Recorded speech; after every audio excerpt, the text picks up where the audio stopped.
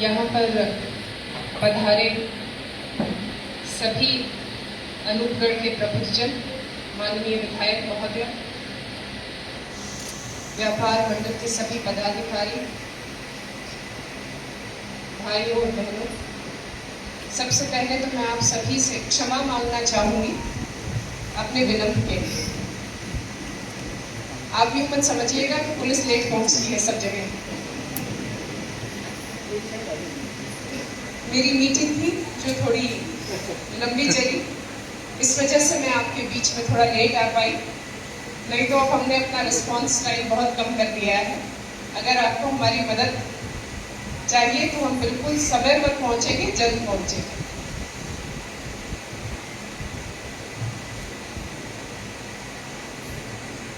अभी एडिशनल साहब ने, हमारे सीआई साहब ने आपको बहुत कुछ बताया। तो मेरी ज्वाइनिंग 19 तारीख की नहीं थी, मैंने 24 तारीख को ज्वाइन किया है, तो आज मेरा 5वां दिन है और आप सबके बीच में आने का मुझे सौभाग्य प्राप्त हुआ है। श्रीगंगानगर जिले में मतलब मेरे लिए गौरव की बात है कि मुझे यहाँ पर आप लोगों के बीच आपकी सेवा करने का मौका मिला है, तो मैं इस मौके का पूरा फायदा उठाना चाहती हूँ।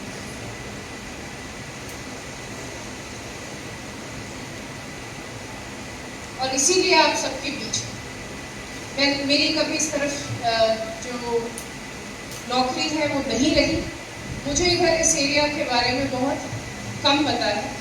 तो आपके बीच में आके मैं जो आपकी दिक्कतें हैं पुलिस संबंधित, मैं उनको एक बार जानना चाहती हूँ, ताकि फिर उस पर आप ही लोगों के साथ मिलकर कार्य योजना बनाकर उस पर काम किया जा सके, ताकि उसका एक प्रभावी रूप सबके सामने आ सके, कहीं ना कहीं वो लॉजिकल कंक्लूजन पर पहुंचे।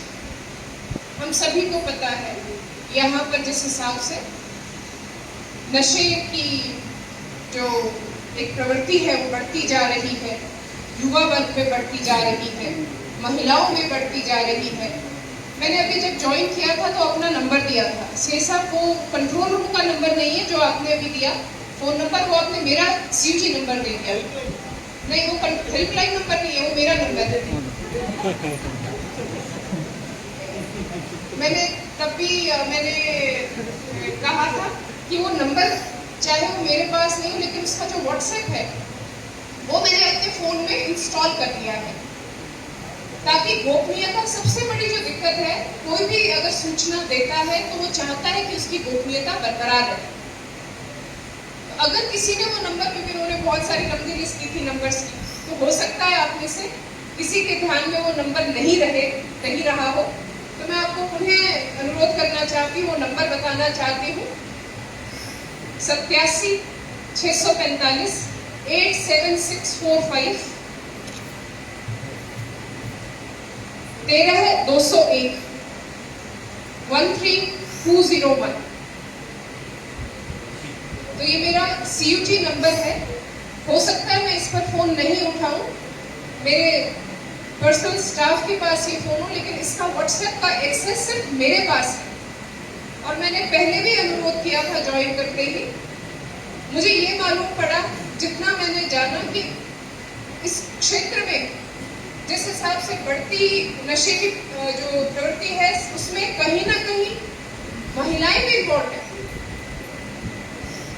मुझे ये सुनकर बहुत ही ज्यादा बड़ा धक्का लगा। देखिए, जब अगर कोई गैर कानूनी कार्रवाई कर रहा है तो उसमें हम ना ही धर्म देखते हैं, ना ही जाति देखते हैं, ना ही जेंडर देखते हैं।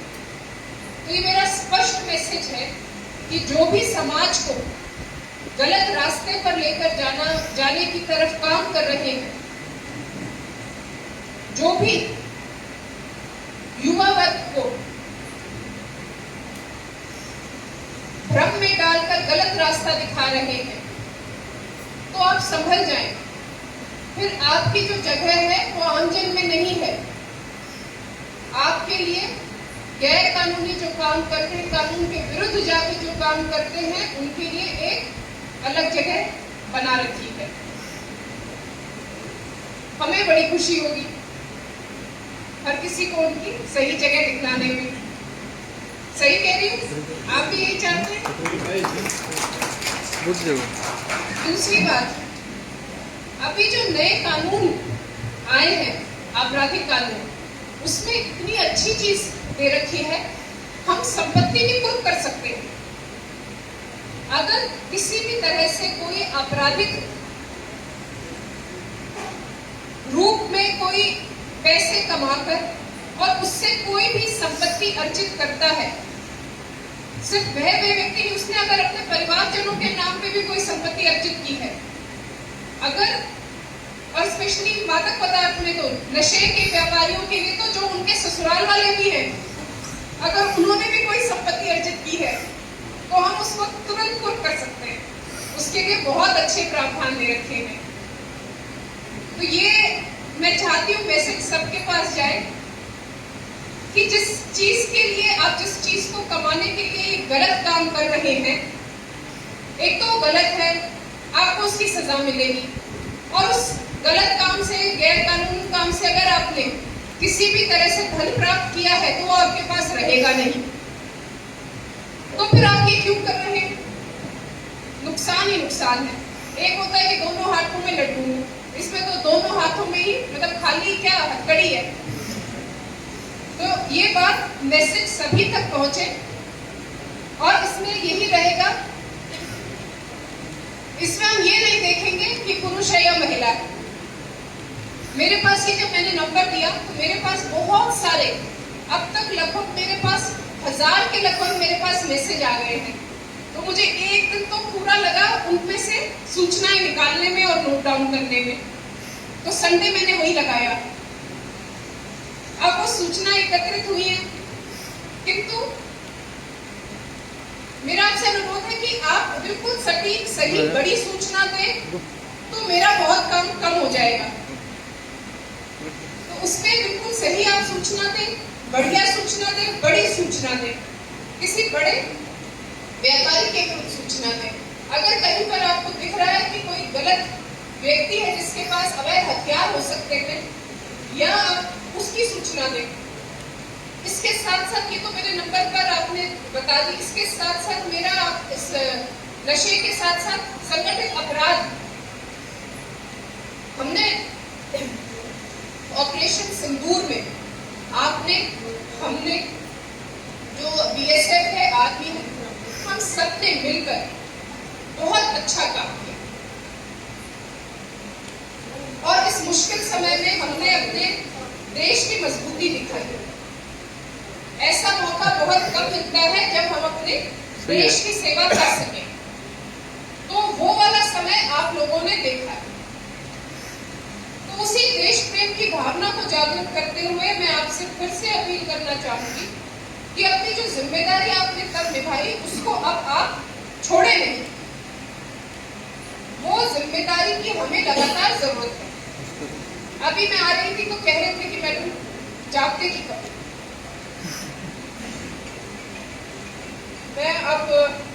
मैंने कहा जागते की कमी है, लेकिन वो तो जब भर्ती होंगे उसी के बाद तो सभी जगह कमी है, मैं उसको एकदम में कैसे पूरा कर सकती।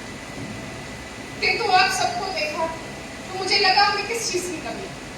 अगर आप कंधे से कंधा मिलाकर हमारे साथ खड़े तो हमें किस चीज की कमी। रात्रि गश्त के दौरान अगर हमारे पास आप व्यापार संघ है, कहीं पर इकट्ठी दुकानें कुछ है, कोई बाजार है, वहां पर सीपीओ की व्यवस्था हो जाए जिसकी जिम्मेदारी हम लेते हैं, तो हमें कितना उसमें बल मिलेगा। अगर हमारे क्षेत्र में, मैं आपको ये बात बता दूं, संगठित अपराध वाले जो संलिप्त हैं अपराधी, उनमें इतनी हिम्मत नहीं है कि वो यही के लोगों के विरुद्ध कुछ काम करवाने। लगता है आपको? आप में से है कोई ऐसा जो यूं सोच सकता है कि यहाँ वाले ही हमारे विरुद्ध कोई काम कर देंगे? वो बाहर से बुलाते हैं। अगर आप में से कोई ऐसा बाहर का व्यक्ति आपको लग रहा है जो कि संदिग्ध है, 2-3 लड़के आए हुए हैं जिनका कोई काम नहीं है यहाँ पर, तो हमें कितनी मदद मिलेगी अगर आप उसकी सूचना हमें दे देंगे तो? फिर बताइए हमें कहां किसी और चीज की जरूरत है? इतने सारे हमारे पास आंखें हैं, इतने सारे हमारे पास कान हैं। आप सभी अगर इसमें सहयोग देंगे तो अपराध मुक्त हम इस क्षेत्र को पूर्णतः बना सकते हैं। अब बॉर्डर के पार से बोलते हैं कि यहाँ पर ड्रग सप्लाई कर देते हैं ड्रोन से। अरे ये पूरा जो एरिया है किसका है? हमारा है। कैसे आ जाएगा कोई बाहर से और यहाँ से जो पाकिस्तान का समर्थक है, कैसे आ जाएगा वो हमारी धरती पर? आप सब देखते हैं, आप सब यहाँ के वासी हैं, कोई बाहर का आएगा तो आपको तुरंत पता चल जाएगा। और इसमें मैं स्पेशली जो बुजुर्ग हैं उनके साथ साथ युवा वर्ग से अपील करना चाहूंगी कि अगर कोई इस तरह से आपको लगता है, कहीं कोई आपको सूचना मिलती है, तो आप हमें तुरंत वो सूचना दें। इसमें हमारा काम तो हो रहा है, लेकिन उसमें भलाई हम सबकी है। इस देश के प्रति हम सबकी जिम्मेदारी है, हम जिम्मेदार नागरिक हैं। मेरा आपसे, अब आप ये सोचेंगे कि पहले तो मैडम लेट आई, फिर एक लेक्चर सुनाया, फिर दूसरा लेक्चर सुनाया, अब भी नहीं खत्म हो रहा। मेरा तो आप सबसे यही अनुरोध है कि देखिएगा, बच्चे मेहनत करके पढ़ लिख कर खेल कूद कर आगे बढ़े, नशे से दूर रहे, अपराध से दूर रहे। और वो संभव नहीं है जब तक हमें आपकी मदद नहीं मिलेगी। हम अपने काम में पूर्णतः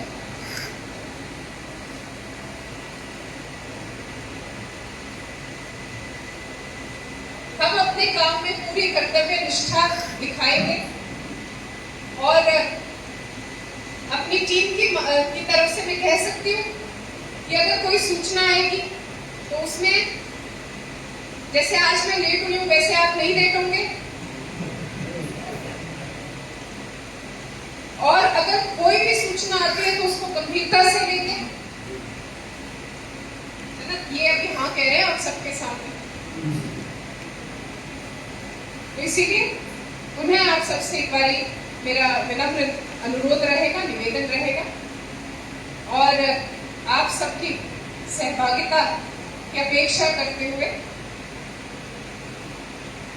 मैं अपनी वाणी को विराम देती हूँ और लगातार आपके बीच में आती रहूंगी इस मेरे कार्यकाल में। यही मेरी और आपसे सहयोग की अपेक्षा करती रहूंगी। जय जय भारत।